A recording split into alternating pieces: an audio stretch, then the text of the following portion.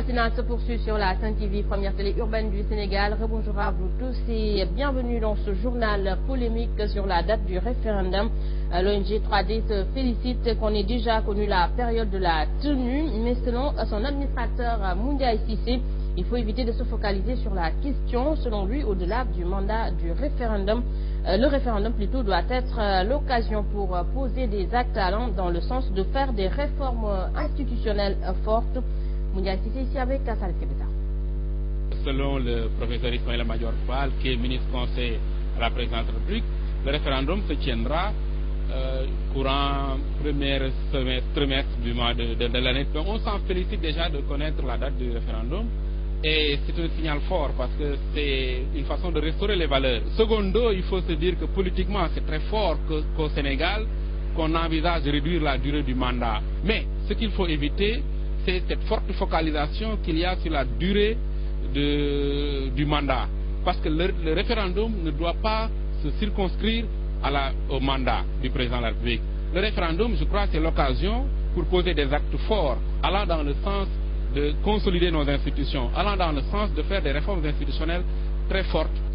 Cette organisation de la société civile dans le forum civil, la RADO et l'association des juristes sénégalaises mutualisent leurs forces pour donner naissance à la PAT, une plateforme des acteurs de la société civile pour la transparence des élections, une structure qui aura pour mission de prévenir les risques d'un contentieux préélectoral préjudiciable à une gouvernance démocratique.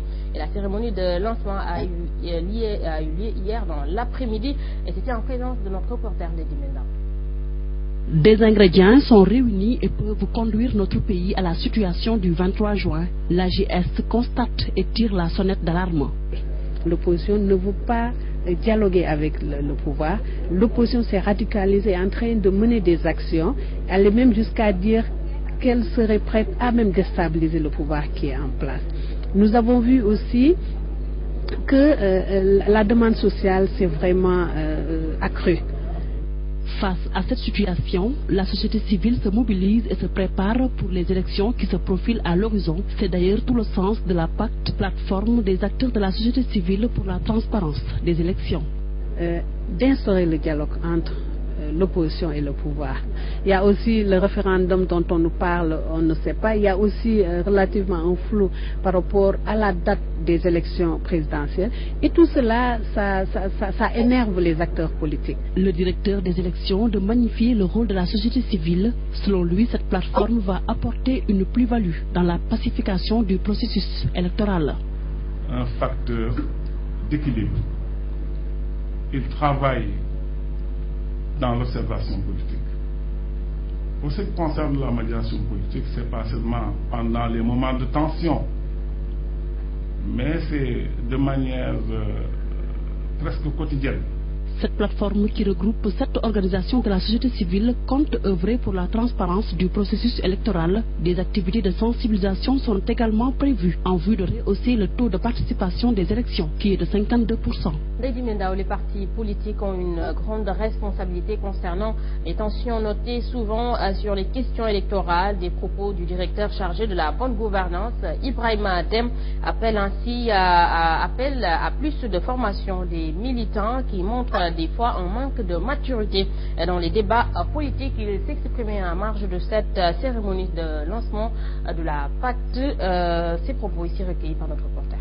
Une dimension qui me semble importante, c'est le plaidoyer envers aussi les partis politiques pour que ces partis aussi assument leurs responsabilités envers leurs militants. Parce qu'aujourd'hui, si nous avons des problèmes sur les questions électorales, si nous avons des problèmes en matière d'élection, c'est parce que quelque part aussi les partis politiques ont failli à leur mission en termes d'encadrement, de formation de leurs militants. Si on regarde les débats qui se passent dans l'espace médiatique sur les questions électorales, on se rend compte que les militants qui sont envoyés dans la presse n'ont pas suffisamment la maturité nécessaire ni la maîtrise des questions électorales qui leur permettent de faire des discours ou de prononcer des paroles qui puissent être positives et bien appréciées par les populations. Incendie avant-hier au pavillon vert de la FIDA, Foire internationale de Dakar. Le directeur du CICES annonce que 77 exposants sont des victimes de ce drame. Et le directeur avance également que les victimes identifiées seront indemnisées et les mesures de sécurité sont davantage renforcées pour mener à bien les jours restants de cette 24e édition de la Foire internationale de Dakar. Goronaklo.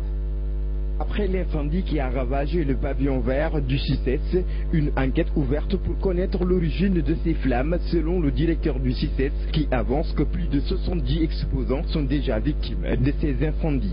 Le remplissage de cette fiche de renseignement, le travail qui devra suivre, et nous y sommes actuellement, c'est de confronter les déclarations des potentielles victimes aux fichiers d'enregistrement du CICES pour savoir réellement qui est exposant et qui ne l'est pas.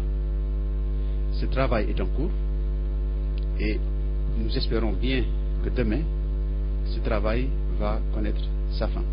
Ainsi, le directeur du centre commercial international rassure et soutient que les victimes identifiées seront indemnisées. Indemnisation, le point central de la question. Indemnisation. Vous savez, une indemnisation requiert des conditions d'indemnisation. On n'indemnise pas n'importe comment. Mais il est sûr et clair que toute victime qui remplit les conditions juridiques d'une indemnisation sera indemnisée. Pour rassurer davantage les exposants de cette 24e édition de la Foire internationale de Dakar, le directeur du CICES annonce que des mesures de sécurité sont prises pour mener à bien ce qui reste du déroulement de cet événement international. Goronaklo, merci à vous. Autre information, c'est la gestion des infrastructures publiques dans les pôles urbains de Diamniadio et du Lac Rose qui sera donc confiée à la société anonyme Sojip SA. La loi permettant sa création a été votée hier à l'Assemblée nationale, répondant aux préoccupations de certains députés sur la pertinence d'une telle société. Le ministre de l'économie et des finances, Amadou Ba, a fait savoir que la Sojip SA va répondre à un souci de transparence. Compte rendu, Mamouda Wanjai. Les députés s'étaient réunis ce lundi pour examiner le projet de loi portant création de la Sojip SA. La création de cette société qui aura en charge la gestion du pôle urbain de Diamniadio a soulevé des inquiétudes chez certains parlementaires. Que cette société, à l'image de la SECAP, ne va pas se retrouver au lieu de construire des logements sociaux en train de spéculer sur le foncier de l'État. Des inquiétudes auxquelles leur collègue Moustapha Diakhaté, président du groupe parlementaire Benno Bokk Yakaar, a répondu par le mépris, évoquant l'absentéisme de ses collègues de l'opposition. Ici, c'est autre chose. Certainement, ces collègues n'ont pas lu le projet de loi, n'ont pas assisté à la commission, n'ont pas pris la peine de lire le rapport. On peut leur pardonner. Répondant aux questions des députés, le ministre des Finances a justifié la création de la Sojip par un souci de transparence. La volonté de transparence et de mieux gérer est une volonté très chère au président de la République. Aujourd'hui, force est de constater que certainement le patrimoine de l'État n'est pas géré de la manière la plus optimale possible. Nous sommes ministère de l'économie et des finances, nous nous occupons du portefeuille, nous nous occupons aussi de l'actif. Après les discussions, le projet de loi portant création de la Sojip SA a été voté et adopté par les députés. Mamouda Wanjai, merci à vous et nous vous souhaitons la bienvenue parmi nous. Et puis nous parlons sport. La 4e édition de la Ligue 1 s'est clôturée hier avec 2 rencontres olympiques de Ngor, Douane et Diaraf Djambar. Une journée prolifique en réalisation. 8 buts ont été marqués, n'est-ce pas, Chagamara? Djambar, une rencontre ouverte très engagée entre les deux équipes. Les académiciens de Djambar étaient bien partis pour gagner le match. Ils avaient mené à 2 reprises avant que les verts et blancs de la Médina se réveillent. Au final, elles se contenteront du partage des points, 3 buts partout. Quand tu mènes de fort score, tu mènes 2-1, 2-0, 2-1, tu fais 2-2, tu mènes 3-2, je pense que après tu prends un but gag, ça coupe les jambes. Mais bon, on n'a pas démérité. Derrière, on a eu une bonne occasion pour scorer encore. Mais je pense que voilà, il faut retenir les buts, les occasions, le jeu qui est à des moments donnés assez fluide. Et puis voilà, et accepter qu'on a pris un bon point à l'extérieur. En début de rencontre, le Jaraaf n'était pas rentré dans le match. Le club de la Médina a encaissé 2 buts au 6e et 21e minute. En seconde période, les Verts et Blancs ont été plus réalistes, imposant de plus en plus à leur adversaire leur jeu. Donc ça veut dire que le travail sur le plan mental que nous avons fait jusque-là s'avère en tout cas pour le moment payant, en espérant que ça va continuer. Mais comme vous le dites si bien, c'est encore quelques problèmes au niveau du jeu, au niveau de l'organisation, particulièrement au niveau du bloc d'équipe, de la défense, qu'il va falloir donc beaucoup plus encore travailler, tout en gardant en tout cas ce qui a été bon aujourd'hui. En levée de rideau, le champion en titre, l'AS Douanes, a effectué une bonne opération en s'imposant face à l'Olympique de Ngor, 2-0. Aïcha Kamara Goursek, le coach adjoint de la Douane, a salué la belle victoire de ses joueurs qui entament un bon début après cette trêve de plus de 3 semaines, tout le contraire de Sidatsa qui commence à craindre le pire pour son équipe qui s'enfonce davantage dans la zone rouge de relégation. Suivons ces propos. Mais c'est bien précis, les points sont précis, il faut les gagner, il faut les gagner. Et nous en voulions parce que aussi ça va de lancer. C'est avant de lâcher, parce que nous venons de sortir d'une trêve, et dans cette trêve, nous avons insisté sur un travail.